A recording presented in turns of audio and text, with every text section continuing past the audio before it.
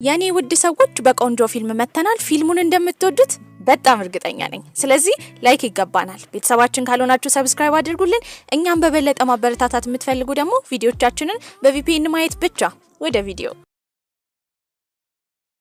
ፊልሙ የሚጀምረው አንድን ሰውዬ ያልታወቁ ሰዎች በኃይለኛው እየደበደቡት ነበር ምንም ቢጎዳም እንደምንም ብሎ ከነሱ ለማምለጥ በቻለው መጠን ተደባድበው ያመልጣል ነገር ግን እንዳለመታደል ሆኖ በትልቅ አሲዙ ይገጭና እዛው ይሞታል ከ9 ዓመት በኋላም የኮሪያ ናሽናል ፖሊስ ዩኒቨርሲቲ አዲስ ተማሪዎችን ለማስገባት ቃለ መጠይቅ እያደረገ ነበር ከነሱ መሃልም ጎ ኢዩንጋንግ ጥያቄ ሊቀርብላት ቁጭ ብላለች ከልጅነቷ ጀምሮ ፖሊስ መሆን እንደምትፈልግ ትጠየቃለች እንዳልሆነ ነበር የተናገረችው ልጅ እያለች ታዋቂ ደናሽ መሆን ትፈልግ ነበር እማዬ እኔ ደናሽ ነው መሆን የምፈልገው እንዴ ትላንትና እሳት አደጋ ሰራተኛ ነው መሆን የምፈልገው አላልሽም ዛሬ ደግሞ ደናሽ መሆን ፈለግሽ ከናቷ ጋርም ሆና ዶናት ለመግዛት ሄደው ነበር ዶናት ለመግዛት እጅግ በጣም ረጅም ሰልፍ ነበር በዚህን ጊዜ ይሄንን ያየችው ኢዩንጋንግ ሻጮቹ ብዙ ገንዘብ ያገኛሉ ብላ ስላሰበች ስታድግ ዶናት ሻጭ እንደምትሆን ነበር ለራሷ ቃል ስትገባይ ነበረው ከአመታትም በኋላ ወደ ቤት በመትመለስበት ጊዜ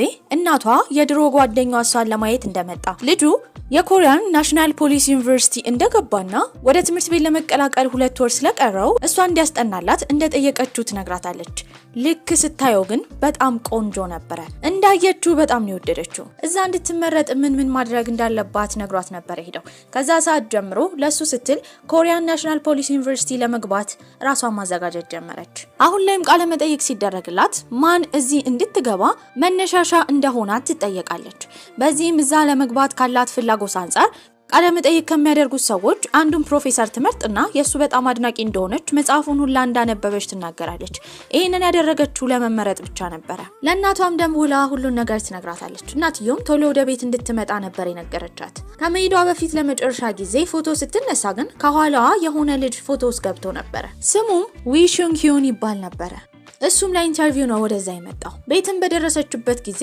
እናቷ ምግብ ስለምትሰራ ምግብ አድርሺ ብላ ነበር የጠየቀቻት እማዬ በቅርቡ እኮ ፖሊስ ለሆን ነው እንዴት ነው እንደዚህ አይነት ስራ የምታዥኝ ግን በሌላ በኩል ሹንጊዮን ደግሞ ከጓደኞቹ ጋር ምግብ እያበላ እየተሳሳቁ እያወሩ ነበር ከጓደኞቻቸው መሃል አንዱ ሙሉ ብሩን አውጥቶ እንደጨረሰ ይሄንንም ያደረገው ለፍቅረኛው ብራንድ የሆነ ቦርሳ ለመግዛት እንደሆነ ይናገራል ጓደኞቹ ሙሉ ለሙሉ ብሩን ስላወጣ በጣም ተናደውበት ነበር አሁን ለፍቅረኛው ደውሎ እሷ መታ የበላበትን ብር እንድትከፍልለት እንዲጠይቃት እያስገደዱት ነበር ታዲያ እሱ ስልክ ለማውራት በተነሳበት ጊዜ ግን በመስኮት ፍቅረኛውን ከሌላ ወንድ ጋር ያያታል ከጓደኞቹ ጋርም ሆነው የትሄዳለሽ ብለው ስላሰቡ እሷን ይከተሏታል አንድ ክፍል ነበር የገባችው እዛ ደግሞ የመልካም ልደት ዝግጅት ተዘጋጅቶ ነበር በጣም ስለተናደደም ልጅቷን ለምን እንደዚህ እንዳደረገች ይጠይቃታል ቆይ ምንድነው ከሁለት ሳምንት በፊት እኮ እናንተ ተለያይተናል ከፈለኩት ወንድ ጋር መሆን ይችላል አንቺ ኮነሽ የማገጥሽበት ይቅርታ ልጠይቂው ደግሞ ይገባል በዚህም ሁለቱ በጣም ይጨቃጨቁ ጀመረ ምግብ ለማድረስ የመጣችው ኢዩንጋንግ ሁሉ ነገር ያያየች ነበር አንቺ ጥቅመኛ ሲልንሻ ለገንዘብ ብቻ ብለሽ ነው ወንድ ልጅን መቀርቢው ይሄንን ነገር የሰማችው ኢዩንጋንግ ወደፊት ስትመጣ ጭራሽ እሱ የሚሰድበው እህቷን ነበር በዚህም ለእህቷ ወግና ትጨቃጨቅ ጀመር እሱም ለኢዩንጋንግ ያስረዳት ጀመረ የ5 ሚሊዮን ዎን ቦርሳ እንደ ስጦታ ተሰጥቷት ከዛም በኋላ ከልጁ ጋር እንደተለያየች እየተናገረች ነበር እሺ ምንም ይሁን ምን እህቴ ወሰደችው ትመልሳለች ከዚህ በኋላ ግን እሷ አጠገብ ስትደርሱ ባላያችሁ ይሻላችኋል እሺ እንደዛም ብላ እህቷን ይዛ ስትሄድ ግን ሌላ የእህቷ ፍቅረኛ እዛ ይመጣል ከሱ ጋርም ጭቅጭቅ ይፈጠራል በዚህም እህትየው ሊመታት ሲል ግን መሃል የገባው ሾንጊዮን ነበር ሴቶቹንም እንዲሄዱ ይነግራቸዋል ልክ እነሱ ከሄደ በኋላ ግን ልጁ ሶንጊዮንን አንገቱ እስኪጠማዘዝ ድረስ በቦክስ መጥቶት ነበር ቤትም ከገቡ በኋላ ሁለት ታማቾች ይጣሉ ጀመረ ኢዩንጋንግን እህቷ ስለ ፍቅር ግንኙነት እየመከረቻት ነበር እኔ ምንም አያገባኝም ከልጁ ወሰድሽበትን ግን መመለስ አለብሽ ቆይ እንዴት ነው መመለስለት እኔና እሱ ግንኙነት ውስጥ ያለ ነው ያንስጦታ ይሰጠኝ ከዛ ደግሞ እኔም እኮ ብራንድ የሆነ ዋሌት ገዝቼ ስጦታ ሰጥቻለሁ ብራንድ የሆነ ዋሌት ቆይ ገንዘቡን ከየት አመጣሽ እህትየው መልስ አልሰጠችም ነበር ወዲያው ኢዩንጋንግ ትዝ ይላታል የሷን ብር ወስዳባት ነበር ለፍቅረኛዋ ስጦታ ለመግዛት የተጠቀመችበት ሲጣሉ እናትየውም ትመጣለች ትንሽዬዋ ልጅ ከመቆጣት ይልቅ እናትየው የተቆጣችው ኢዩንጋንግን ነበር በዚህም በጣም ተናዳ ከቤት ትወጣለች ውጪ የተገናኘችው ለሱ ብላ ፖሊስ ዩኒቨርሲቲ የገባችለትን ጁቻን የተባለው ልጅ ነበር ዛሬ ስላደረገችው ቃለ መጠይቅ እየጠየቃት ነበር ቃለ መጠይቁም በጣም አሪፍ እንደሆነ ትነግረዋለች የፈተናውም ቀን ደረሰ ታዲያ እሷም ሺዮንግም ያንን ፈተና ይወስዳሉ። ውጤት የሚጠበቅ ጀመረ። ውጤቱ ሲወጣ ግን ኢዩንጋንግ አልተመረጠችም ነበር። በሌላ በኩል ሺዮንግ ግን ተመርጧል። እናቱም ባደረገው ነገር በጣም ኮርታበት ነበር። የሺዮንግ እናትም ለአባትየው ትደውልና አብረው ራት እንዲበሉ ስትጠይቀው አባትየው ግን ከባድ ስራ ስላለው እንደማይመጣ ያሳውቃል። በዚህም የምንረዳው የሶንግ አባትም ታዋቂ ፖሊስ ነበር። ሁሉም አዲስ ተማሪዎች ወደ KNPU ይገባሉ። ታዲያ እዛም ምን ማድረግ እንዳለባቸውና እንደሌለባቸው እየተነገራቸው ነበር። ወደ ዶርማቸው ከመግባታቸው በፊት ሁሉም ሰዎች ያላቸውን ልብሶች ከሰጡ በኋላ ልብሶቹ ተመርጠውና ለትምህርት ቤቱ ይመጥናሉ የተባሉት ናቸው ለተማሪዎች የሚመለሱት። ሲዮንግም ዶርም ውስጥ ሌላ 3 ጓደኞች አሉት። በሌላ በኩል ሌሎች 4 ሴቶችንም እንተዋወቃለን። ከሴቶች ውስጥ በጣም ኮስታራዋ ኪሃና የምትባለዋ ተማሪ ነበረች። ሲያዋሯትም አትመልስም ነበር። ወዲያው አዲስ ተማሪዎች እንዳለ ሜዳው ላይ እንዲሰበሰቡ ትዕዛዝ ይሰጣል። ሁሉም በፀሐይ ይሰለፋሉ። አሰልጣኞቹም እየተቆጧቸው ነበር። እዚህ ለመድረስ 15 ደቂቃ ስለፈጀባቸው ይሄ ነገር እንደማይደገም እያስጠነቀቋቸው ነው። ከሁሉም ኮስታራው አሰልጣኝ ሃዮክ የሚባለው አሰልጣኝ ነበር። ከዛሬ በኋላ ማስተዋወስ ያለባችሁ 3 ነገር ብቻ ነው። እሺ አለቃ፣ ይቅርታ አለቃና ገባኝ አለቃ። ተግባባን? በዚህም ሁሉም ይስማማሉ። ታዲያ ከሁሉም ጥሩ ውጤት ያመጣው እዚህ ለመግባት ሺዮንግ ሂዮን ስለሆነ የተማሪዎች አለቃ እንደሚሆን ተነግሮት ነበር። ታዲያ ስራቸውም ይጀምራል። መጀመሪያ ላይ ስፖርት መስራት ነበረባቸው። የመጀመሪያ ቀንም ቢሆን በጣም አስቸግሯቸው ነበር። ማታ ላይ ራሱ ረፍት ከመግባታቸው በፊት ሙሉ ህንጻውን ማጽዳት ነበረባቸው። ወዲያው ከቆይታዎች በኋላም ሁሉም ተማሪዎች ወደ የክፍላቸው እንዲገቡ የሚያሳይ ትዕዛዝ ይታዘዛል። በዚህም ትንሽ ደቂቃ እንኳን መዘግየት ስላልተቻለ ገላቸውን ሲታጠቡ የነበሩ ሴቶች ራሱ አቋርጠው ወደ ዶርማቸው መግባት ነበረባቸው። ህጎቹ በጣም ጠንካራ ነበሩ። አለቃቸው ትንሽዬ ቆሻሻ እንኳን ካገኘች በጣም የምትቆጣ አይነት ሴት ነበረች። አንዲት ልጅም በመጀመሪያው ቀን በጣም ታማ ነበር። በጠዋት ነበር የተነሱት። ታዲያ ጠዋት ላይም ቀኝና ግራ እርምጃ እየተለማመዱ ነበር። ስህተት የሰራ ሰው ካለ ወጥቶ 100 ፑሽአፕ ይሰራ ነበር። ሲዮንግም ጥፋት አጥፍቶ ስለነበረ ፑሽአፑን እየሰራ ነው። ታዲያ ግን ማታ ላይ አማት የነበረችው ልጅ አሁን ላይ መቀጠል ከብዷት ትወድቃለች። ሲዮንግም የተማሪዎች አለቃ ስለሆነ የልጅቷ ጤና ጥሩ ሁኔታ ላይ እንዳልሆነ ይናገራል። አሰልጣኙ ግን ለደካሞች እዚህ ቦታ እንደሌለ ነበር የተናገረው። በቀጣይ ጊዜ ያቺ የታመመችው ልጅ ጤንነቷ ጥሩ ስላልሆነና እዚህ ያለው ነገር ስለከበዳት እቃዋን ጠቅልላ ትወጣለች። በሌላ በኩል ዩን ደግሞ 12ኛ ክፍልን ስለጨረሰች ዛሬ ምርቃቷ ነበር። ያን ያህል አልተደሰተችም። ቤተሰቦቿ ግን ደስታዋን ለመካፈል መጥተው ነበር። ከፖሊስ ዩኒቨርሲቲው ያንዷ ተማሪ መውጣት ለኢዩንጋንግ ግን ጥሩ ነገር ፈጠረላት። ይሄም በሷ ፋንታሷ እንድትተካ የሚያሳይ ስልክ ሲደወልላት በደስታ ትፈነጥዛለች። ቤተሰቦቿም ለሷ ደስ ብሏቸው ነበር። በቀጣይ ቀንም እቃዋን ሰብስባ ወደዛ ትሄዳለች። ቦታውን በጣም ወዳው ነበር። አሰልጣኛም ልብሷን ቀያይራ እንድትመጣ ትዕዛዝ ትሰጣታለች። በምትራመድበት ጊዜ ግን የተጋጨችው ከሺዮንግ ሂዮን ጋር ነበር። ከዚህ በፊት ስላየችው ታስታውሰዋለች። ቆይ እዚህ ምን ትሰራለህ? ወዲያው ግን ደረቱ ላይ ተለጠፈው KNPU የሚለውን የትምህርት ቤቱ ተማሪ መሆኑን የሚያሳየውን ታግ በምታይበት ጊዜ ጥያቄው ይመለስላታል። ቆይ አንተ ባንድ አመት ትበልጠኛለህ እንዴ? እሱ ግን የጠየቃት ጥያቄ ያኔ እህቷ በሰላም ወደ ቤት እንደገባች ነበር። አዎ በሰላም ገብታለች። ቦርሳውንም እኮ ለልጁ መልሰንለታል። እሱ ግን ቦርሳውን መመለስ ሳይሆን ልጁ ልቡ ስለተሰበረ እህትየው ይቅርታ መጠየቅ እንደነበረባት እየተናገረ ነበር። በዚህም መጨቃጨቅ ጀመሩ። ሁለቱ ሲያወሩ ያየች አሰልጣኝ ግን ወሬያቸውን አቁመው ወደ የክፍላቸው እንዲሄዱ ትዕዛዝ ትሰጣለች። በልጅቷ ፋንታ ስለገባች ከተማሪዎቹ ጋር ተዋውቃ እዚህ ለመማር ያላትን ፍላጎት እየነገረቻቸው ነበር። እነሱ ግን በአንድ ቀን ብቻ ስቃይ ስላዩ በቅርቡ ይሄ ፍላጎቷ እንደሚጠፋ እየነገሯት ነበር። ዶርም ሜቶቿ 3 ነበሩ። አንዷ አሪ ትባላለች፣ ሁለተኛዋ ደግሞ ው ስትሆን ሶስተኛዋ ደግሞ ኪያና ናት። ኪያናን ግን በጣም ይጠሏታል። ምክንያቱም ለሰዎች እንኳን ፈገግ አትልም። ምንም አይነት ነገር አያስደስታትም ነበር። የክፍለ ጊዜ ሰዓታቸው ላይም ሴት ፕሮፌሰር የወንጀልን ሳይኮሎጂ እያስተማረች ነበር። በዚህ ጊዜ ሁሉም ሰው ደክሞታል። ከነሱ ማል ኢዩንጋንግም እንቅልፍ እያላት ነበር። አንዲት አሰልጣኝ ግን ይሄን ነገር አይታለች። ታዲያ ክፍለ ጊዜው ካበቃ በኋላ መድረክ ላይ ተወጣና የተኙ ሰዎች ማን እንደሆኑ ራሳቸው እንዲያጋልጡ ትናገራለች። አንድ ባንድ ተማሪዎቹ ይነሱ ጀመረ። ኢዩንጋንግ ግን አልተነሳችም። አሰልጣኟ ስላየቻት ፍለፊቷ ትቀርብና እንድትነሳ ትነግራታለች። ታዲያ ተኝተናል ያሉት እንዳለ ወንድ ይሁኑ ሴት ሳይመረጥ ወደ ታች ተኝተው ይገረፉ ጀመር። እንደዚህ አይነት ቅጣት ሲደረግ ግን አንድ ያልታወቀ ሰው መጽሐፍ መደርደሪያዎቹ ጋር ካሜራ አድርጎ ነገሩን እየቀረጸ ነበር። አሰልጣኙም ለምን እንደተቀጣች እንደምታውቅ ይጠይቃታል። አዋቃለሁ እንቅልፍ ብሎኝ ነበር፣ ነገር ግን ሙሉ ለሙሉ አልተኛውም። ምንም ብናደርግ ግን በቀበቶ መገረፍ የለብንም። አሰልጣኙም በመልሷ በጣም ተናዶ ነበር። ከቅጣቱም በኋላ ጓደኞቿ ከዚህ በኋላ ለአሰልጣኙ መመለስ እንደሌለባት እሺና ይቅርታ ብቻ ማለት እንዳለባት ይነግሯታል። ሶንግም ከጓደኞቹ ጋር ሆኖ እዚህ የሚበሉትን ምግብ እንዳስጠላቸው እያወሩ ነበር። ሁሉም በየራሳቸው የሚወዱትን ምግብ ማሰብ ጀመሩ። ታዲያ ግን እቃ ማከማቻው ክፍል ኑድል ስላዩ ሄደው መስረቅ እንዳለባቸው ወዲያው ያቅዳሉ። ከሄዱም በኋላ ግን አንድ አሰልጣኝ ስለመጣ ያቅዳቸው ከሽፎ ምንም ሳይዙ ወደ ውስጥ ይገባሉ። በቀጣይ ቀን ትምህርታቸው ማርሻል አርት ነበር። በዚህም መጀመሪያ የተጠራው የሽንጊዮን ጓደኛ ዴ የተባለው ልጅ ነበር። እሱም በቀላሉ አሰልጣኙ ወደ መሬት ይዘርረዋል። በመቀጠል የተጠራው ኪምታክ የተባለው የሽንጊዮን ጓደኛ ነበር።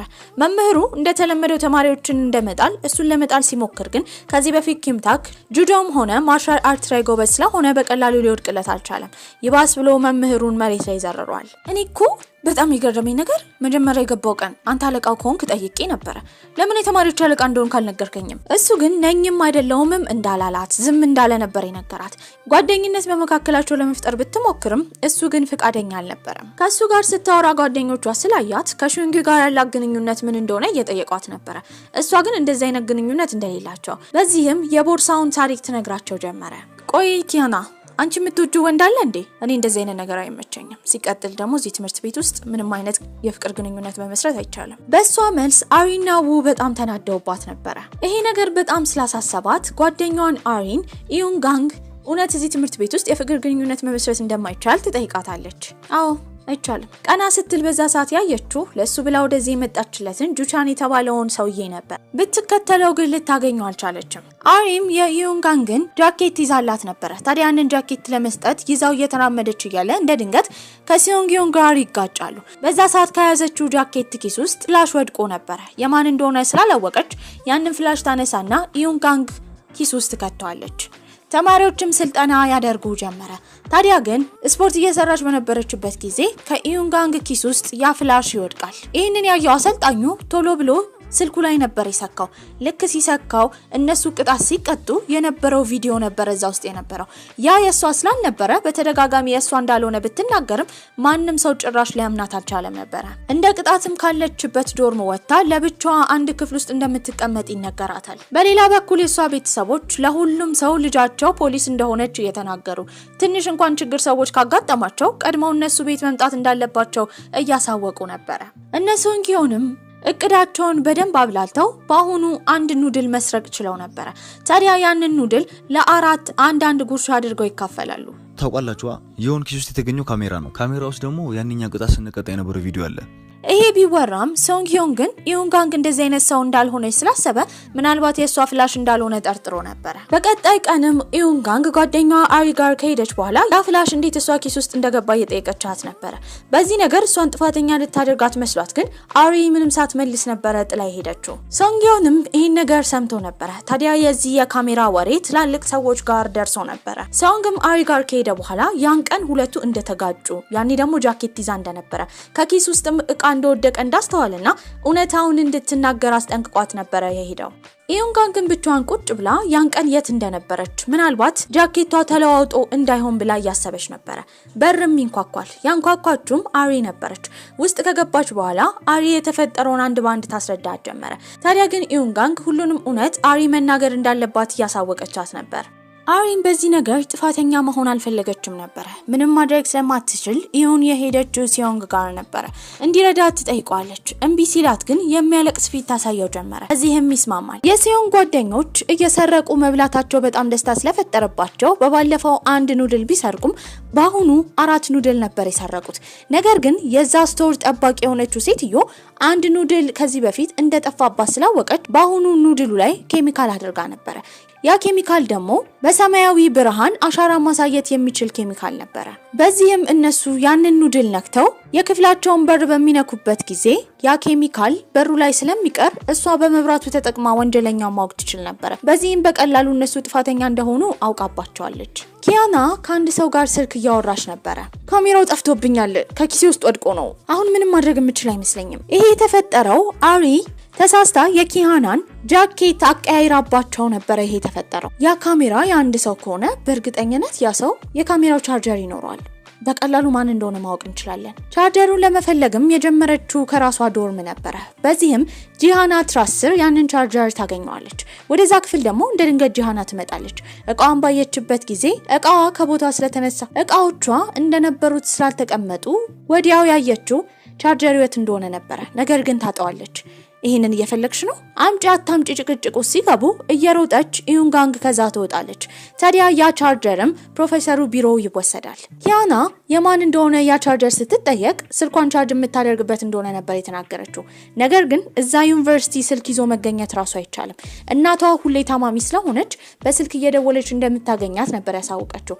በመቀጠልም ያንን ቻርጀር ተጠቅመው ስልኩን ቻርጅ ለማድረግ ሲሞክሩ ግን አይሰራም ነበር። ታዲያ ልክ የካሜራው ፍላሽ ግን ቻርጅ በሚደረግበት ጊዜ እሱን ቻርጅ ማድረግ ጀመረ። ስልኳንም ተጠቅሞ በተደጋጋሚ ለተደወለው ስልክ ለመደወል ሲሞክር አልሰራ ሲለው ኪያና ትንሽ ውስጧ ይረጋጋል። እንድትወጣም ይነገራታል። በመቀጠልም ልታገኘ ሄደችው አንድ ሰውዬ ነበር። ያ ሰውዬ ነው ቪዲዮ ቀርጻ እንድታመጣ ሲያስገድዳት የነበረው። ለምን እንደዚህ እንደምታደርግና ለምን እሱ ይሄንን እንደሚያዛት ትጠይቀዋለች።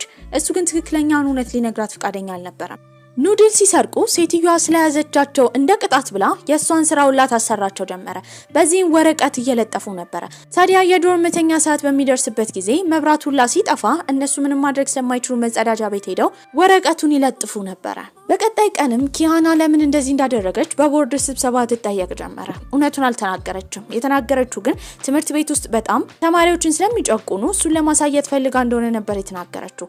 ታዲያ እዛ ያለችው ፕሮፌሰርም ይሄ እውነታ ለሰዎች ከደረሰ የትምህርት ቤታቸው ስም ስለሚበላሽ እሷ ቅጣት እንደምትቀጣ ነገር ግን ወደ ውጪ ማንም ሰው እንዳይሰማ መደረግ እንዳለበት ነበር ያሳወቀችው። ታዲያ እሷም ለ3 ወራት ቢሆን ከዶርማ ተነጥላ ለብቻዋ ዲቴንሽን የተባለ ወይም የቅጣት ስፍራ ያለበት ክፍል ውስጥ ለብቻዋ መቀመጥ እንዳለባት ይነገራታል። ባንቺ ምክንያት ብዙ ነገር ደርሶብኛል። ምንም ቢሆን እኮ ይቅርታ ልትጠይቅኝ ይገባል። ይኸውልሽ እኔ አይደለሁም እኮ ጃኬቱን ያቀያየርኩት አይደለ? ስለዚህ ነው ይቅርታ መጠየቅ አይጠበቅብኝም። በዚህ በጣም ትናደድና አሰራቸው ጋር ከሄደች በኋላ በኪያና ምክንያት ብዙ ነገሮች እንደደረሰባት ከትምህርት ቤት ልትባረር ሁላ እንደነበረ ለምን እንደዚህ አይነት ቀላል ቅጣት ብቻ እንደተቀጣች ትጠይቋለች። ሰውየው ግን ችግር ፈጣሪ ስለሆነች በጣም ተቆጥቷት ነበር። ሌሊት ላይ ሁሉም ተማሪዎች ተጠርተው ነበር። ጂሃና በዛ ሰዓት ክፍሏ ውስጥ ስላልነበረች ወረቀት ተጽፎ ተለጥፎላት ነበር።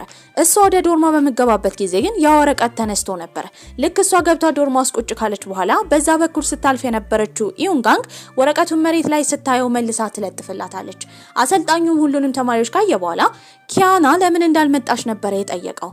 እሷም ወደዛ ተጠርታ ይጮህባት ጀመረ። በእውነታው እሷ ወረቀቱን እንዳላየች ትናገራለች። ነገር ግን እነሱ በመጡበት ሰዓት ወረቀቱ በሯ ላይ ተለጥፎ ነበር። በዚህም እንደ ቅጣት ቁጭ ብላ ሙሉ ጂሙን 30 ጊዜ ቁጥጥ ብላ እንድትዞር ነበር ቅጣት የተሰጣት። እንደምንም ብላ ያንን ግዳጇን ትጨርሳለች። ነገር ግን ራሷን ስታ በአምቡላንስ ወደ ሆስፒታል ተወስዳ ነበር። ኢዩንጋንግም ይሄን ነገር እያሰበች በእርግጠኝነት ኪያና ያንን ወረቀት ባታየው እንዳልመጣች እያሰበች ነበር። በቀጣይ ቀን ቀጥታ ሄደችው ዲኖቹ ጋር ነበር። ለነሱም ኪያና ብዙ ቅጣት እንደተቀጣች ለምን ድጋሚ በቅጣት እየቀጧት እንደሆነ ትጠይቃቸዋለች። ምንም መልስ አልሰጧትም። ሃዮ ከሚባለው ማሰልጣኝ ዲኑ ጋር እንደተከሰሰ በሰማ ጊዜ ማን እንደከሰሰው ይጠይቃል። ያኔ ኢዩንጋንግ ትቆማለች። በጣም ተናዶ ከጮህባት በኋላ እግሯን ይመታታል። እባክህ እኛ እዚህ የመጣነው ለመመታት ወይም ለቅጣት አይደለም። አንተን ማክበር ያለብን በስራህ ነው። ስለዚህ አይምሮአችንና አካላችንን መጉዳትህን አቁም። ልክ በጥፊ ሊመታት ሲል ግን መሃል የገባው ሰውንግ ነበር። በዚህም የተነሳ ተማሪዎቹ ድጋሚ ቅጣት እንደሚቀጡ ይነገራቸዋል። ያኔ ሰውንግ ይቆምና የትምህርት ቤቱ ህግና ደንብ እንዲሁም ራዕይ የሆነው መፈክር ይናገር ጀመረ። በዚህም እሱ ሲናገር የነበረው ግልጸኝነት፣ ታማኝነት እንደሚያስፈልግ እንዲሁም ህግ መጓደል ሲኖር ዝም ብለው እንደማያልፉ የሚናገረው መፈክር ነበር። በዚህ የተነሳ ተማሪዎቹ አንድ በአንድ እየተነሱ ያን መፈክር እየተናገሩ ከዚህ በኋላ እንደዚህ አይነት ቅጣት እንደማይቀበሉ ያሳውቃሉ። አድማ ስለተፈጠረ ትምህርት ቤት ውስጥም መምህሮቹ ምንም ማድረግ ስለማይችሉ የተማሪዎቹ መብት እንደሚከበር ነበር ያሳወቁት። በዚህም የተነሳ ከዚህ በኋላ ትምህርት ቤቱ የወታደራዊ ስልጠና እንደማይኖረውና ተማሪዎች እንደ ተማሪዎች እንደሚታዩና ነገሮች እንደሚቀሉላቸው ነበር የተነገረው። በዚህም የተነሳ የተፈጠረው በኢዩንጋንግ አማካኝነት ስለሆነ ሁሉም ተማሪዎች ያደንቋታል። ማታ ላይ ጁቻንን ታየዋለች። እሱን ለማናገር ብላ በምትከተልበት ጊዜ ግን ከሌላ ሴት ጋር ነበር ያየችው። በዚህም በጣም ይከፋታል። ትደበቃለች። ሰው እንዳለ ያወቀው ጁቻን ግን ማን እንደሆነ ሲጠይቅ ትወጣና ንፋስ ለመቀበል ወደዚህ እንደወጣች ነበር የተናገረችው። ታዲያ ሁለቱ ቁጭ ብለው በሚያወሩበት ጊዜ ለማንም እንዳትናገር ይሄ ግንኙነት ድብቅ እንደሆነ ነበር የነገራት። በዚህም እሱም ብላ እዛ ትምህርት ቤት ብትገባም ፍቅሯ ወደ እሷ ባይመጣም ለማንም ሰው እንደማትናገር ቃል ትገባለታለች። ተማሪዎቹ አንድ ላይ ሆነው ሲዝናኑና ሲጠጡ ስለነበረ በዚህ ንዴት ውስጥ ሆና መራመድ እስኪያቅታት ድረስ ጥንብዝ ብላ ትሰክራለች። ጓደኞቿ እሷን መያዝ በጣም ከብዷቸው ነበር። በዚህም ሶንግ ወደዛ ይመጣል። እሱ ለመያዝ እንኳን ቢሞክር ባየችበት ቦታ እየቆመች እየተኛች ያስቸገረችው ነበር። እኔ እዚህ ድረስ የመጣሁት ላንተ ብዬ አይደል እንዴ? አንተን ለማግኘት ብዬ አይደል? አንተ ግን በህይወት ውስጥ ሌላ ሰው አለ። ሶንግ እያወራች ያለችው ነገር ምን እንደሆነ ራሱ አልገባውም ነበር። በቀጣይ ቀን መምህሩ እያስተማረ ነው። መምህሩ ሊወጣ ትንሽ ደቂቃ ሲቀረው ስካሩ አድክሟት የነበረው ኢዩንጋንግ ወደ ውስጥ ትገባለች። መምህሩም ሲያያት እንደዚህ ከቀጠለች ከዚህ ዩኒቨርሲቲ እንደማትመረቅ ነበር የነገራት። ከጓደኞቿ ጋርም ቁጭ ብላ ማታ ስለተፈጠረው ነገር እንደማታስታውስ ስትነግራቸው አብራት በነበሩ ጊዜ የተፈጠረውን ነገር ያስረዷት ጀመረ። ግን ሶንግን ስመሹ ቢሆንስ ምን እንደተፈጠረው ነው ታስታውሽም? እንዲህ ስትባል ትደነግጣለች። እሱ ጋርም ከሄደች በኋላ ማታ ስለተፈጠረው ነገር ይቅርታ እየጠየቀችው ነበር። እሱም የጠጡ ሰዎች ለመጀመሪያ ጊዜ ሲጠጡ የሚያደርጉት ጸባይ ስለሆነ ችግር እንደሌለው ይነግራታል። ግን የተፈጠረ ሌላ ነገር የለም አይደል? ምንም ነገር እንዳልተፈጠረ ሲነግራት ልቧ ይረጋጋል። በአዲሱ የትምህርት ቤት ህግ መሰረት አንድ ዶርም ውስጥ 4 ተማሪዎች መሆኑ ቀርተው ለሁለት እንደሚከፈሉ ተነግሯቸው ነበር። በዚህም ውና አሪ አንድ ላይ ሲደርሳቸው ኢዩንጋንግ የደረሳት ከኪም ሃና ጋር ነበር። በዚህም እሷ ደብሯታል። ምክንያቱም ኪሃና ሰው ማታዋራ አይነት ሴት ስለነበረች ነው። እሷ ክፍል ውስጥ በነበረችበት ጊዜ ዘፈንም መስማት ሆነ ስልክ ሁላ ማውራት አይቻልም ነበር። ኪሃና በዛ ሰዓት የነበረችው ፕሮፌሰሩ ቢሮ ነበር። ኢዩንጋንግ እሷ ሆስፒታል ውስጥ በነበረችበት ጊዜ ለሷ ብላ ብዙ ነገር እንዳደረገችና እሷ ማመስገን እንዳለባት እየተነገራት ነው። ኪሃና እንደዚህ የሆነችበት ምክንያት ሰው ማትቀርበው ማታናግረው በእናቷ አማካኝነት ነው። እናቷ ሴተኛ ዳሪ ሆና የምትሰራ ሲሆን ብዙውን ጊዜ ከወንዶች ጋር ስለምታያት በዚህ የተነሳ ሁሌ ከፋት ነበር። እናቷም ያን ያህል ለሷ ትኩረት አትሰጣትም። ይባስ ብሎም ትምህርት ቤት ውስጥ እናቷ የምትሰራውን ስራ ስለሚያውቁ ተማሪዎች በጣም ያገሏታል። አንድ ቀን ላይ ግን በጣም ትናደድና ፍለፊቷ ያለውን እንጨት በመያዝ አንዲት ሴትን ሆዷን ተወጋታለች። ልጆቹ ሲያገሏት ስለነበረ ነው ይሄንን ያደረገችው። በመቀጠልም የተወሰደችው ወደ ፖሊስ ጣቢያ ነበር። ታዲያ ፖሊስ ጣቢያ ምርመራ ከተደረገባት በኋላ በእንደዚህ አይነት ጸባይ የምትቀጥል ከሆነ ወደ ፈለገችው ኮሌጅ መግባት እንደማትችል አንድ መርማሪ እየነገራት ነበር። ታዲያ ከዛ መርማሪ ጋር ይቀራረባሉ።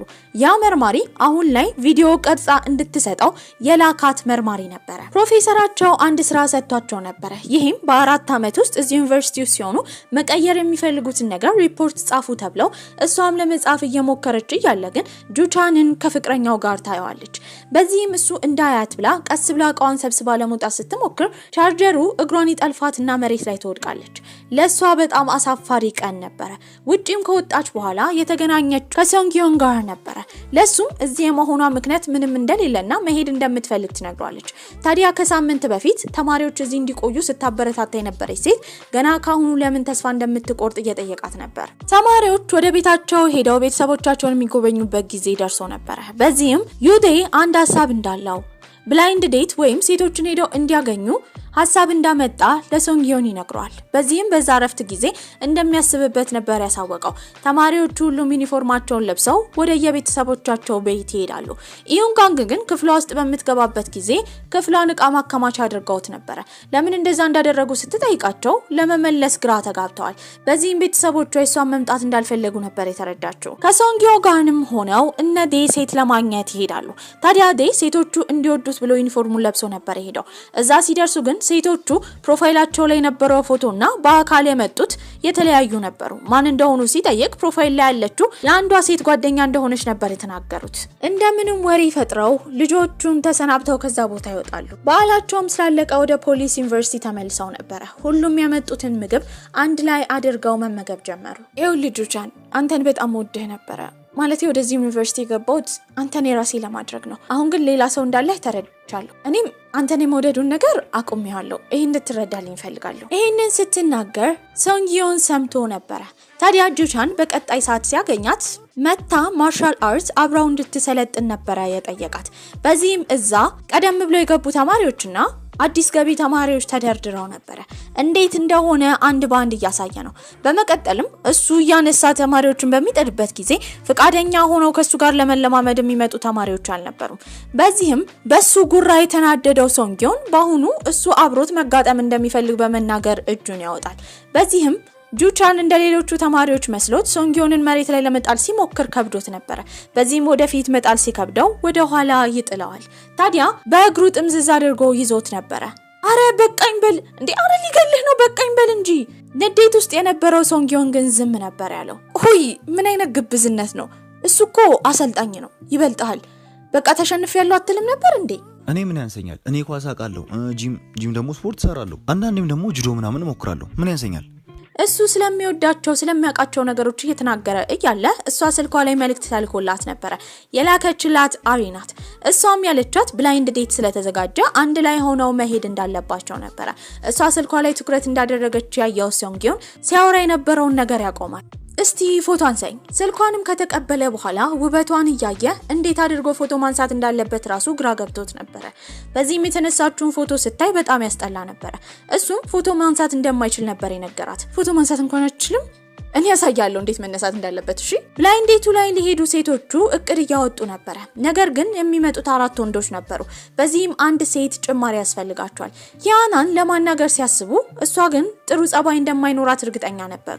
ታዲያ እሷ ስትጠየቅም መሄድ እንደማትፈልግ ትናገራለች። በሌላ በኩል ፕሮፌሰሩም ስፓይ ካሜራውን ማን እንደገጠመው ለማረጋገጥ ያ ካሜራ የተገዛበት ቦታ ይሄዳል። እዛም ከሄደ በኋላ ስም በሚያጣራበት ጊዜ የገዙ ሰዎች ዝርዝር ላይ ናምጊ የሚባል ስም ያገኛል። ያን ስም ደግሞ ከዚህ በፊት ያውቀው ነበር። ምክንያቱም ፕሮፌሰሩ ናምጊ የሚባለው ሰውዬና የሶንጊዮን ፖሊሱ አባቱ ይተዋወቁ ነበር። በቀጣይ ቀንም አሪና ው ዝንጥ ብለው ለብሰው እታች እየጠበቋት ነበር። ያኔ ዳዬ ያያቸዋል። ልክ እነሱን እንዳያቸው ከየት የመጡ ቆንጆ ሴቶች መጡ ብሎ እየሮጠ ወደታች ወርዶ ማን እንደሆኑ ነበር የጠየቃቸው። በዚህም በዩኒፎርም የተሸፈኑ ብዙ ቆንጆ ሴቶች እነሱ ትምህርት ቤት እንዳሉ ነበር የተረዳው። በመቀጠልም ዩንጋግ ቆንጅዬ ሆና ትወጣለች። እሷንም ሲያያት በጣም ተገርሞ ነበር። በዚህም 3ቱ ሴቶች ወንዶችን ለማግኘት ይሄዳሉ። በሌላ በኩል ዳይም ለነሶንጊዮን እነሱን ብላይ እንዴት መውጣት እንዳለባቸው እየነገራቸው ነበር። ዝግጅቱ ላይም ከሄዱ በኋላ 3 ሴቶችና 3 ወንዶች ሆነው እያወሩ ስለ ዩኒቨርሲቲው እየተነጋገሩ ነበር። ከወንዶቹ መሃል አንዱ ግን ዩንጋግን በጣም ወዷታል። በዚህም ብቻዋን መጋበዝ እንደሚፈልግ ይናገርና ሁለቱ ለብቻቸው ሆነው ጥሩ ጊዜ እያሳለፉ ነበር። በሌላ በኩል ሶንጊዮን እሷ ብላይንድ ዴት ላይ እንደሆነች በሰማ ጊዜ ብዙ ምቾት ስላልተሰማው ስልክ ይደውልላታል። የተቀመጠ እሷ ምግብ ስላለ እሱ መመገብ እንደሚፈልግ ነበር የነገራት። ታዲያ በዚህ አይነት ሰዓት እንዴት እንደዚህ አይነት ተልካሻ ነገር ለማውራት እንደደወለላት እየጠየቀችው ነበር። ቆይ በይሳት ማን የሚደውልሽ? አይ አንዱ ጓደኛዬ ነው። በቀጣይ ቀንም ከልጁ ጋር ጊዜ ለማሳለፍ አርት ጋለሪ ይሄዳሉ። እዛ ግን ስዕል ስለማትወድ ጊዜውን እንኳን አብራው ማሳለፍ በጣም ከብዷት ነበር። ቀጠልም አድርጎ ስዕል እያየ ቡና መጠጣት እንደሚፈልግ ይነግራትና ምን አይነት ቡናዎች መጠጣት እንዳለባት ምክር እየሰጣት ነበር። ከዛም በኋላ ወደ ዩኒቨርሲቲ ይሸኛታል። ከልጁ ጋር ከተለያየች በኋላ የተገናኘችው ከሶንጊዮን ጋር ነበር። ከልጁ ጋር በልታ ብትመጣም ድጋሚ ከሶንጊዮን ጋር እየበላች ነበር። እኔ እኮ አልገባኝም። አብሬው ባሳለፍኩኝ ቁጥር ምንም በቃ አንድ የሚያደርገንና ደስታ የሚፈጥርብን ተመሳሳይ ነገር የለንም። በቃ እንደዛ ከሆነ ነፃ የምትሆኝበት የምትወጂውን ሰው መፈለግ አለብሽ። በቀጣይ ቀን ከሱ ጋር ሲገናኙ ከልጁ ጋር እንደተለያየች ነበር የነገረችው። እኔ አይደለም ሐሳቡን ያመጣሁት፣ መልእክት ላከልኝ። ሳነበው ሁለታችን አንድ አይነት የሚያደርገን ነገር ስለሌለ አብረን መቀጠል አንችልም ነው ያለኝ። ሁለቱም አንድ ላይ ሆነው ሽጉጥ እንዴት እንደሚተኮስ ሲለማመዱ ጀመረ። ሶንጊዮን በተደጋጋሚ ያሸነፋት ነው። በዚህም እሱ አጠገቧ ይመጣና እንዴት መተኮስ እንዳለባት ያስተምራታል። ኢላማዋን ስትመታ በደስታ ወደ ኋላ ስትዞር አይን ላይን ይገጣጣማሉ። ሊስማት እንደሆነ ነበር ያሰበችው። በዚህም አይኗን ትጨፍናለች። እሱ ግን የአይኗ ሽፋሽፍት ጉንጯ ላይ ወድቆ ስለነበረ እሱን ያነሳላት። በተፈጠረው ነገር በጣም አፍራ መተኛት ከብዷት ነበር። እሱም መተኛት ስለከበደው እየሮጠ ስለተፈጠረው ነገር እያሰበ ፈገግ እያለ ነበር። ሌሊት ላይም ተማሪዎች ወደ ሜዳው እንዲመጡ ይነገራቸዋል። እየሮጡ ዩኒፎርማቸውን ለብሰው ይወርዳሉ። በዚህም ትምህርት ቤት ውስጥ የሚደረጉ እንቅስቃሴዎችን ትልቅ ውጤት የሚያመጣ ሰው ለማርካቸው በጣም ትልቅ ጥቅም እንዳለውና በቅርቡ ውድድር ስላለ በቡድን እየተከፈሉ እንቅስቃሴያዊ ውድድሮችን እንደሚያደርጉ ነበር የተነገራቸው። ሁሉም በቀለም ተደርገው ይከፋፈላሉ። ታዲያ ኢዩንጋንግ ከሶንግ ሂዮን ጋር እንደደረሳት ባወቀች ጊዜ ደስ ብሏት ነበር። ስሚኝማ አንቺ ከኪሃና ጋር አብረሽ ሰልጥኝ፣ ምክንያቱም ማንም ሰው ከሷ ጋር መሰልጠን አይፈልግም። ይሄንን የሰማችው ኢዩንጋንግ ይደብራታል፣ ምክንያቱም እሷ መሰልጠን የምትፈልገው ከሶንግ ሂዮን ጋር ነበረ። በሌላ በኩል ሶንግ ሂዮንም ስለደበረው ይሄንን ያየው ጓደኛው ኪምታክ እሱ ከኪሃና ጋር እንደሚሆንና ሁለቱ አንድ ላይ እንዲሰለጥኑ ነበር የነገራቸው። በዚህም ሳይክል መንዳት ጀመሩ። ታዲያ የየራሳቸውን ጨዋታ እየተጫወቱ ነበር። እሱ ግን እዚህ የመጡት ለስፖርት ስለሆነ እንቅስቃሴ ማድረግ እንዳለባቸው ይነግራታል። ሳይክል ከነዱም በኋላ ውሃ ዳርቻ ጋር ቁጭ ብለው ስለ ቤተሰቦቻቸው ስላላቸው ህይወት ያወሩ ጀመረ። እሱም ውጪ የምትማር ታላቅ እህት እንዳለችውና አባቱ ፖሊስ እንደሆነ ይነግራታል። በሌላ በኩል ኪምታክም ቢሮ ተጠርቶ ነበር። ኪምታክ ማለት መጀመሪያ ልክ ፊልሙ ሲጀምር የተገደለው ሰውዬ ወንድም ነበር። ተማሪዎቹ በደንብ ለመሰልጠን እየሞከሩ ነው። እነው ግን ይጠሩና በእንቅስቃሴ ዝቅተኛ ያመጡት እነሱ ስለሆኑ በደንብ እንዲለማመዱ ነው የተነገራቸው። የሶንግ ሂዮንም አባት ይመጣና ንግግር ያደርጋል። ታዲያ ማንም ሰው እሱ አባቱ እንደሆነ አያውቁም ነበር። ነገር ግን አባቱ ፖሊስ እንደሆነ ሲታወቅ እነ ዳሄ ራሱ ይንከባከቡት ጀመር። ይባስ ብሎም ዳሄ ለጓደኛሞች እንዳለ የጓደኝነት ቀለበት የሚሆን 4 ገዝቶ 4ቱም ያደርጋሉ። ሁሉም ተማሪዎች ወደ የቤታቸው ይሄዳሉ። ኪሃና እናቷ በጣም እያስቸገረቻት ነው። ገንዘብ እንድታመጣ ትነግራታለች። ይባስ ብሎም ናምጊ የተባለውን ፖሊስ ገንዘብ እንድትጠይቀው ነበር የነገረቻት። ጄቻን ፍቅረኛ ነበረችው። ነገር ግን ፍቅረኛው ወደ ውጭ ሀገር ለትምህርት ለመሄድ ስለፈለገ አብረው መሆን እንደማይችሉ ነግራው ነበር። ታዲያ ቅዳሜና እሁድ ብሬክ ላይ እሱ የሄደው እነ ኢዩንጋንግ ቤተሰብ ጋር ነበር። አንድ ላይ ሆነው ጊዜ እያሳለፉ ነው። የሷ ቤተሰቦች ሁለቱ አንድ ላይ እንዲሆኑ ይፈልጉ ነበር። በዚህም እናትየው ፍቅረኛ አለ ወይ ብላ ትጠይቋለች። እሱ ግን እንደሌለው ነበር የተናገረው። ይሄንን የሰማችው ኢዩንጋንግ ይገርማታል። እሱን ለመሸኘት በወጣች ጊዜ ፍቅረኛ ያለው ለምን እንደሌለው እንደተናገረ ስትጠይቀው ከፍቅረኛው ጋር እንደተለያየ ይነግራታል። እንደ ድሯቸው ቁጭ ብለው ጅዋጅዌ የተጫወቱ ነበር። መጸዳጃ ቤት እሷ ስትሄድ ስልክ ይደወልላታል። የደወለላት ሶንግ ሂዮን ነበር። ስልኩን ያነሳው ደግሞ ጁቻን ነው። ሁለቱ አንድ ላይ እንደሆኑ ያወቀው ሶንግ ሂዮን በጣም ይናደዳል። ከፍቅረኛ ጋር መለያየት በጣም ከባድ እንደሆነ አውቃለሁ። ስለዚህ በማንኛውም የምትፈልገኝ ሰዓት ንገረኝ እሺ፣ መጠጥ ይዤልህ እመጣለሁ። ቅዳሜና እሁዱም አብቅቶ ሁሉም ተማሪዎች ወደ ትምህርት ቤት ተመልሰው ነበር።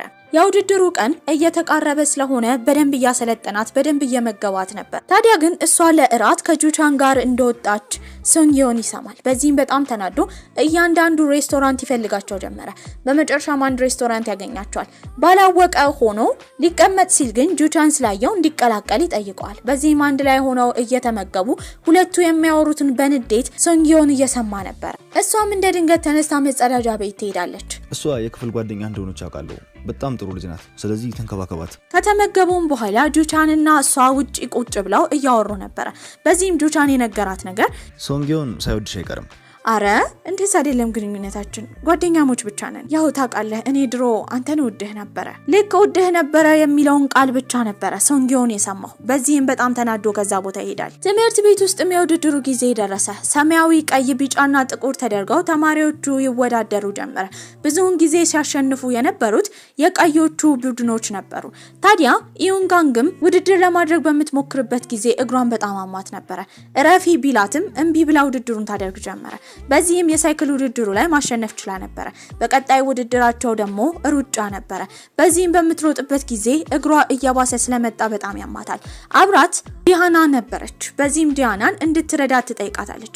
ዲያና ግን መጀመሪያ ላይ እምቢ ብላ ነበር። ትንሽ ካሰበችበት በኋላ እሺ ትላታለች። ሁሉም ተማሪዎች ሮጠው ከገቡ በኋላ እነሱ ቢጠበቁ ያሉ። በዚህም እነ ሶንግ ሂዮን በጣም ተጨንቀው ነበር። ያኔ ግን ዲያና እሷን አዝላት ይዛት ትመጣለች። በዚህም ባደረገችው ነገር ሁሉም ተማሪዎች ተገርመው ነበር። በመጨረሻም በሁሉም ሰው ፊት እስከዛሬ ላደረገችው ነገር ኪያና ይቅርታ ከጠየቀች በኋላ ጓደኛሞች ይሆናሉ። ስማኝማ ልክ ውድድሩ እንዳለቀ ማታ ላይ ልነግርህ የምፈልገው ነገር አለ። ውድድሩም አብቅቷል። ታዲያ የመጨረሻው ፕሮግራም የዳንስ ነበር። በዚህም እነ ሶንግ ሂዮን ቆንጆ የዳንስና የዘፈን ፕሮግራም አድርገው ሁሉም ተማሪዎች አድንቀዋቸው ነበር። ልነግርህ የምፈልገውማ እወድህ። ሳትጨርሰው ይስማታል። እዚህም ሁለቱ ፍቅረኛሞች ይሆናሉ። አብረው ማስደሳች ጊዜያቶችን እያለፉ ነበር። ተማሪዎች እንዳለ ይጠሩና የወንጀል ኬዝ ይሰጣቸዋል። እሱን እንዲመረምሩ ነበር የተነገራቸው። ከሁሉም ተማሪዎች በጥሩ ሁኔታ አመለካከት የነበረው ሶንግዮን ነበር። ኪያናም ከነ ኢዩንጋንግ ጋር በደንብ እየተቀራረበች ነበር።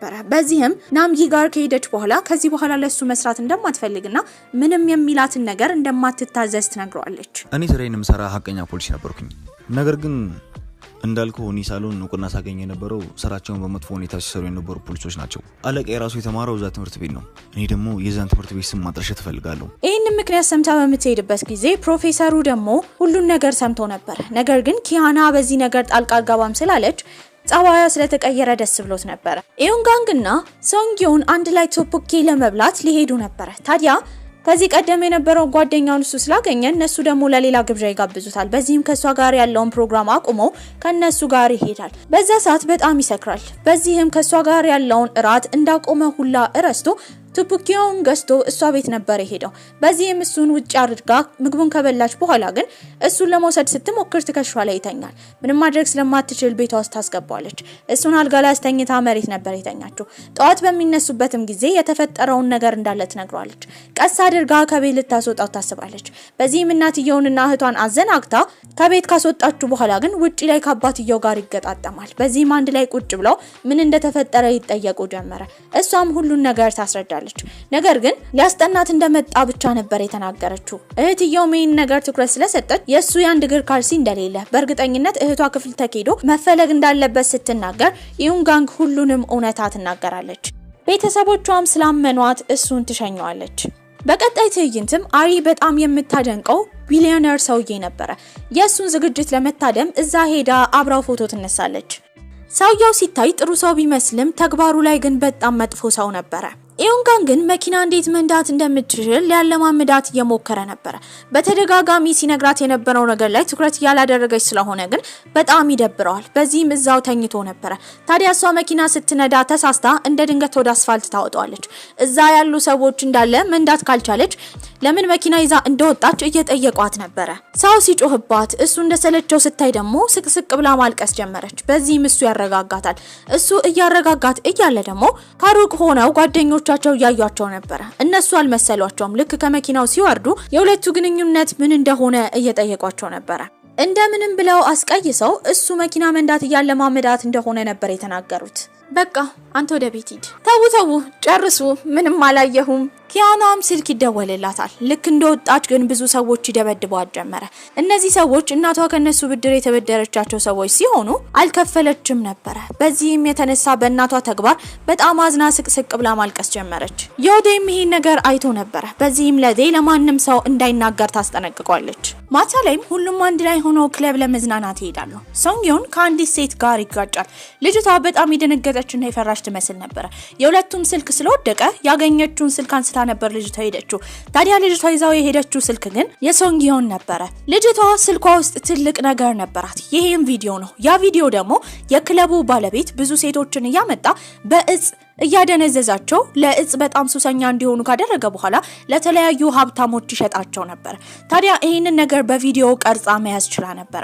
እነዛ ሴቶች የእጽ ሱሰኛ በሚሆኑበት ጊዜ እጹን መሀል ያደርግና 4 ሴቶች ከከተተ በኋላ ያንን መድኃኒት ለማግኘት ሴቶቹ ሲጣሉ ሀብታም ሰዎች ማን ያሸንፋል ብለው ሰዎቹ ላይ ልክ እንደ እንስሳ እንዲያስይዙባቸው ሲያደርግ ያንን ቪዲዮ ከቀረጸች በኋላ ቀጥታ ለፖሊስ ከመስጠት ይልቅ ለሱ በገንዘብ አስፈራርታው ነበር። በዚህም ሰውየው እየተከታተላት ነው። ሰዎችን ሁሉ ከላከ በኋላ ልጅቷ እንድትያዝ አድርጎ ነበር። ነገር ግን የልጅቷ ስልክ በሚታይበት ጊዜ ስልኳ ተለዋውጧል። ሶንግዮንም ስልኩ እንደተለዋወጠ ባወቀ ጊዜ ለራሱ ስልክ ይደውልና ስልኩ እንደተለዋወጠበት በመናገር ስልኩን ለመመለስ ይጠይቃል። በዚህም ይዞለት የመጣው የክለቡ ባለቤት የሆነው ሰውዬ ተላላኪ ነበር። ሶንግዮንም እሱን ባየው ጊዜ ልጅቷ የት እንደሆነች ይጠይቃል። ልጁ ግን የሷ ተላላኪ እንደሆነና ስልኳን መታራሷ መውሰድ እንዳልፈለገችና እሱን እንደላከችው ነበር የተናገረው። ትንሽ ቢጠራጠርም ሶንግዮን ያንን ስልክ ይመልሳል። ኪያና በምትጨፍርበት ጊዜ ዳይ ሲያያት በውበቷ በጣም ተገርሞ ነበር። ቤትም ከሄደ በኋላ ለሷ በተደጋጋሚ መልእክት ይልክላታል። ነገር ግን ለእናቷ ገንዘብ ለመስጠት ብላ እሷ ብዙ ጊዜ ስራ ላይ ስለምትሆን ስልክ እንኳን ልታነሳለት ፍቃደኛ አልነበረችም። እሱም አንድ ሀሳብ ያመጣል። ትልቅ ጉዞ ሊያዘጋጅ እንደሆነና ኪያና እንድትመጣ ስለፈለገ ለኢዩንጋንግ ይደውልላትና ለሷ ይነግራታል። ኪያና ስትጠየቅ ግን መምጣት አትፈልግም ነበር። የክለቡ ባለቤት በጣም ተጽዕኖ ፈጣሪ ነው። የሶንጊዮን አባት ሳይቀር በሀገሪቱ ውስጥ ያሉ ትልቅ ፖለቲከኞች ከሱ ጋር ይሰሩ ነበር። አባቱን ከመግደል ወደ ኋላ የማይል ክፉ ሰው ነበር። ልጅቷ ቪዲዮውን ስልኳ ላይ ብቻ አታስቀምጠውም፣ ላፕቶፕ ላይ ሊኖር ይችላል። ስለዚህ ላፕቶፑን እንፈልገው። በሌላ በኩል ሁሉም አንድ ላይ ተሰብስበው ለጉዞው ሄደው ነበር። ኪያና ባትመጣም እሱ ስላዘጋጀው ያንን ጉዞ እየመራ ከጓደኞቹ ጋር እየተዝናና ነበር።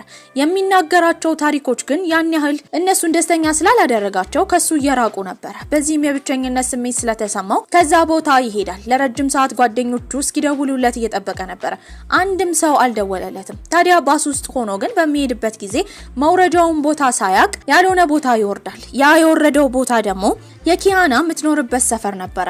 በዚህ ምንም ማድረግ ስለማይችል ለሷ ይደውልላታል። በመቀጠልም የሱ መጥፋት የጨነቃቸው እነ ሶንጊዮንን በተደጋጋሚ መልእክት ልከውለት ነበር። ታዲያ እሷንም ብዙ ካስማማት በኋላ አንድ ላይ እሷን ይዟት ከጓደኞቻቸው ጋር ጊዜ ለማሳለፍ ይሄዳሉ። ሁሉም አንድ ባንድ ስላላስታወሱትና ላደረጉት ነገር ይቅርታ ይጠይቁታል። እሱም ከጓደኞቹ ጋር ይታረቃል። በሌላ በኩል ያቺ ልጅ እንድትገደል የክለቡ አለቃ ስለተናገረ ከተገደለች በኋላ ተላላኪው አንስቶ አንድ ቦታ ያስቀምጣታል። ጠዋት ላይ ደግሞ እነ ሶንጊዮን ወክ እያደረጉ ነበር። በዚህም ልጅቷ የወደቀችበት ቦታ ስለሄዱ ልጅቷን በሚያዩት ጊዜ ሞታለች። ልክ እንዳያት ሶንጊዮን አስታውሳት ነበር። ማታ የተጋጫት ልጅ ነበረች። ልጅቷን ደግሞ ኢዩንጋንግ በደንብ ስታያት የእህቷ ጓደኛ ነበረች። ሬሳዋን ራቅ አድርጌ ነው ያልኩት። አጠገቡ አካባቢ ደግሞ አደዛዥ እጽ ለጣልኩኝ። ሁሉም ሰው በዛ ምክንያት እንደሞተች ነው የሚያስበው። በሌላ በኩል ኢዩንጋንግም ለእህቷ ስትነግራት ጓደኛዋ በመሞቷ በጣም ደንግጣ ነበር። ይባስ ብሎ ደግሞ የሷ ላፕቶፕ እሷ ጋር እንደሆነ ነበር የተናገረችው። ለኪያና በተደጋጋሚ ቪዲዮ ኮል ይደውልላት ነበር። እሷ ግን ተማሪዎችን እያስጠናች ስለሆነ ድጋሚ እንዳይደውልላት ነበር ስትነግረው የነበረው። በተደጋጋሚ አትደውልልኝ፣ 5 ተማሪዎችን ማስጠናት አለብኝ፣ ስለዚህ አይመቸኝም። ታዲያ ኪያና በተደጋጋሚ ብዙ ስራዎችን የምትሰራው ለእናቷ ገንዘብ ለመሰብሰብ ስለሆነ እሱ ቤት ውስጥ ደግሞ አያቱ የሚያስቀምጣቸው በጣም የታወቁ የከበሩ ድንጋዮች አሉ። ከነሱ መሃል አንዱን ሰርቆ ለመሸጥ ያስባል። ልክ ቦርሳ ውስጥ እንደከተተ ግን አያትየው ይመጣበታል። በድንጋጤ በሚጥለው ሰዓት እግሩን ይመታል። በዚህም ሆስፒታል ይገባል። ፎቶም አንስቶ ለኪያና ይልክላታል።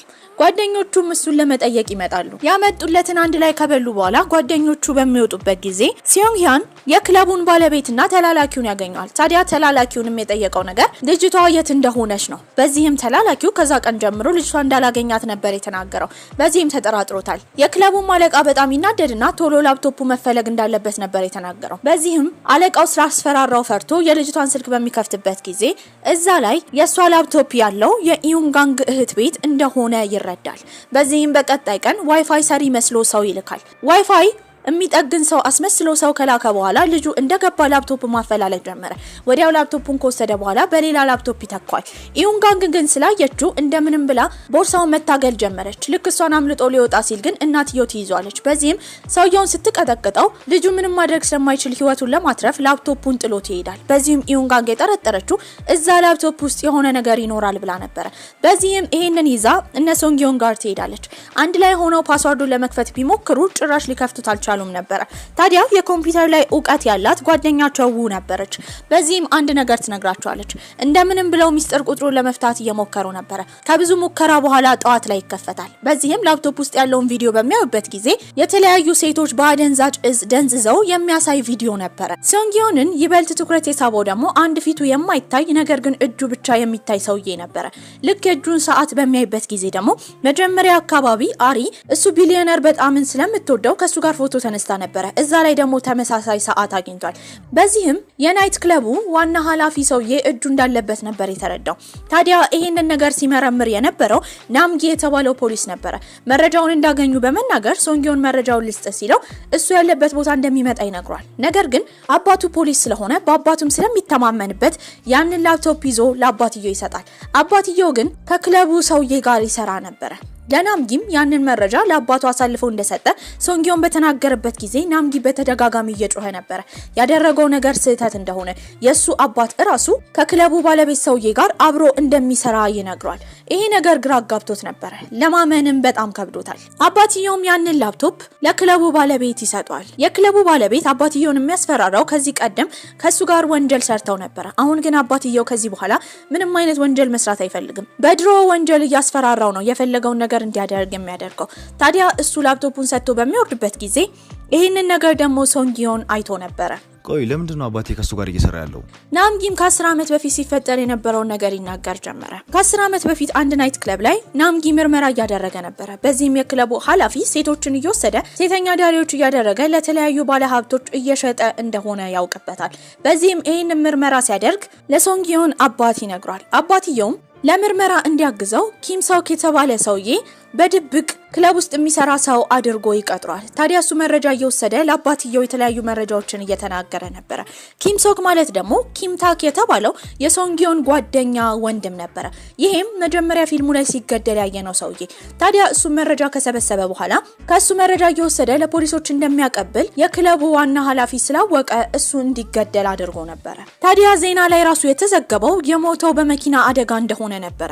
ይሄንን ነገር ደግሞ ናምጊ ትክክለኛውን እውነታ ስለሚያውቅ አባትየው ጋር ሄዶ የተደረገው ዘገባ ልክ እንዳልሆነና እውነቱን መናገር እንዳለባቸው ቢያሳውቀውም አባትየው ለስልጣኑ ሲል እውነቱን ለመናገር አልፈለገም ነበር። በዚህ ሁሉ ነገር ታዲያ አባቴ ጥፋት ምንድነው? የአባቴ ጥፋትማ መረጃ ያገኘ ግል ነገር ግን ለስልጣኑና ለራሱ ሲል መረጃውን አሳልፎ እየሰጠ አልነበረም።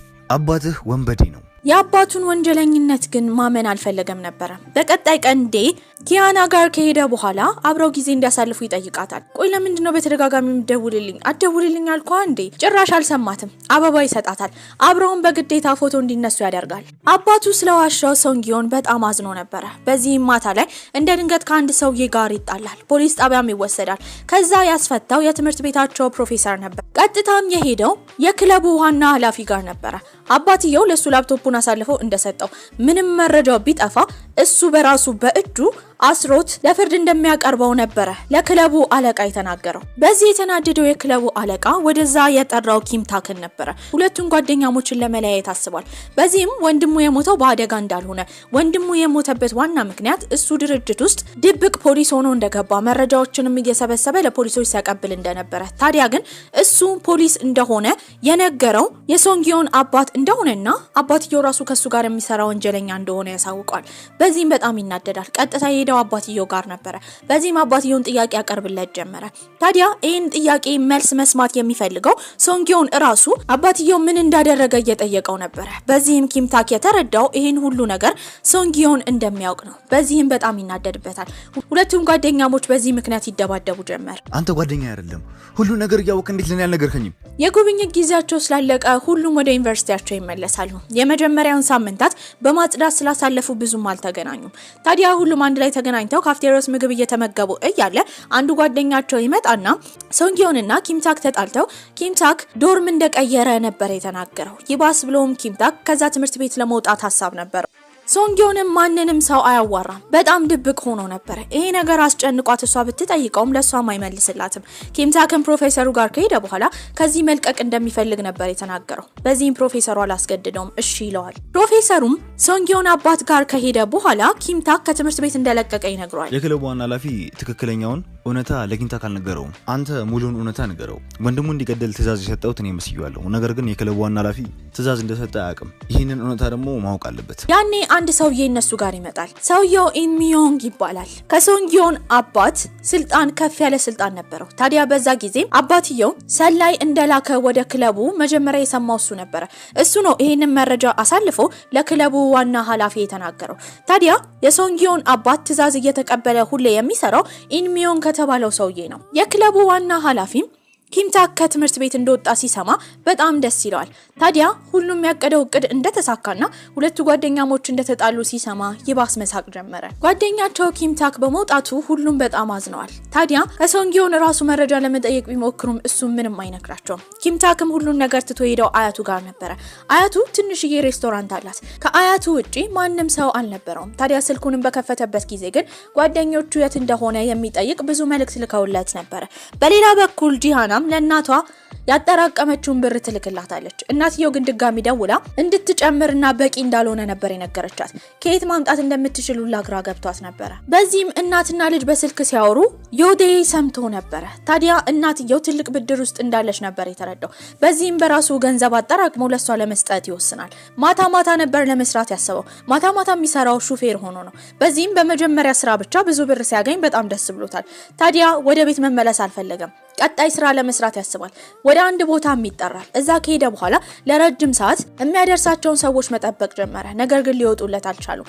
በዚህም ስለደበረው ለሶንጊዮን ይደውልለታል። ሶንጊዮን ደግሞ በዛ ሰዓት ለማውራት አልተመቸውም ነበር። ከውስጥ ግን አንድ ድምጽ ይሰማል። ታዲያ ድምጹ ምን እንደሆነ ለማወቅ ወደ ተባለው ቤት ወደ ውስጥ ይገባል። እዛ በገባበት ጊዜ ምንም አልታየውም። በመስታወት ሲያይ ግን አንዲት ሴት ተፈንክታለች። ብዙ ሴቶችም እየተንጫጩ ነው። እዛም የተለያዩ ወንዶች ከላይ ልብስ ሳይለብሱ የማይሆን አጓጉል ነገር ሲያደርጉ ያያል። ይሄን ነገር በቪዲዮ ለመቅረጽ ያስብና ቪዲዮ እየቀረጸ እያለ ግን የክለቡ ኃላፊ ተላላኪ የሆነ ሰውዬ ነበር ያገኘው። እንደምንም ብሎ ስልኩን ሊያስጥለው እየሞከረ ነበር። እሱም እየሮጠ መኪና ውስጥ ይገባል። በፍርሃት መኪናውን እየነዳ የደወለው ለሶንጊዮን ነበር። ሶንጊዮንን እንደፈራ እየነገረው ነው። ነገር ግን ሶንጊዮን በደንብ ሊሰማው አልቻለም ነበር። በዚህም እንደ ድንገት ከድልድዩ ይጥስና ወደ ውስጥ ይገባል። ውሃ ውስጥም ከገባ በኋላ መትረፍ አልቻለም ነበር። በዚህም ይሞታል።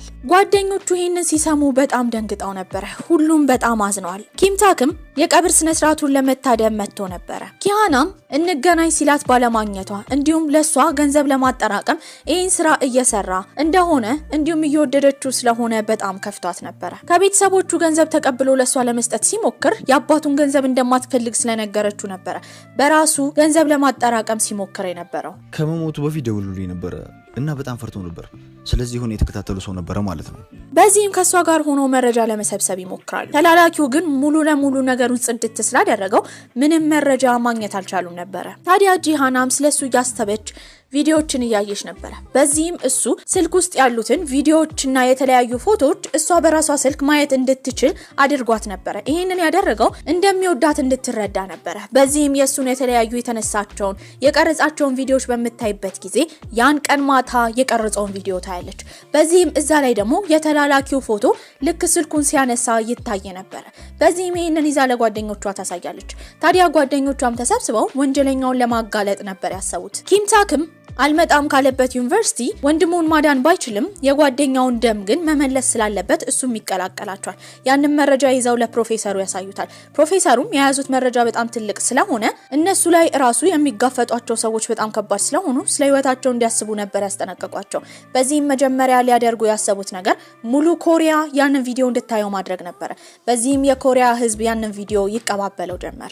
ታዲያ ግን እዛ ቪዲዮ ላይ ሲታይ የነበረው የተላላኪው ፊት ስለሆነ ሁሉንም ወንጀል ወደ ራሱ አድርጎ አለቃው ምንም እንዳላጠፋ ይናገራል። አሁንም ግን እነሱ ፍትህ የሰፈነ ያህል አልተሰማቸውም ነበር። ታዲያ ኪምም እነሱ ጋር ለማገዝ ይመጣል። ከዚህ በኋላ ሆኖ ከመጋፈጥ ይልቅ ቀጥታ ሰውየው ማጥቃት እንዳለባቸው ነበር የተናገረው። በዚህም እቅድ ያወጣሉ። ሲዮንግም ያደረገው ነገር ለናምጊ መደወል ነበር። ያኔ ጥቃት የደረሰባትን ሴት ማፈላለግ ጀመሩ። በዚህም ልጅቷ ትገኛለች። እነ ሶንጊዮንም እሷን ለማዋራት በሄዱበት ጊዜ ልጅቷ ስለ ህይወቷ በጣም ስለሰጋች ለመመስከር ራሱ ፍቃደኛ አልነበረች። ታዲያ ያቺ ልጅ ለምስክር እየተፈለገች እንደሆነ የሰማው የክለቡ ዋና ኃላፊ ልጅቷ እንድትታገት ያደርጋል። በዚህም ልጅቷ ትታገታለች። ሲዮንጊዮንም መኪናውን እየተከተለ ነበር። ታዲያ ግን ልጅቷ ከተሸፈነችበት ጭምብሏ በሚፈታበት ጊዜ ልጅቷ ራሷ አልነበረችም፣ ዩንጋንግ ነበረች። ይሄንን ያደረጉት ሆን ብለው ነበር። በዚህም ልጅቷ እንደምትፈልግ በሰማ ጊዜ የክለቡ ኃላፊ እሷን ለመጉዳት እንደሚሞክር እርግጠኛ ስለነበሩ ነው። ልክ እንደሷ ልብስ ካለበሷት በኋላ ዊግ አድርገውላት እሷን እንድትመስል ያደረጉት።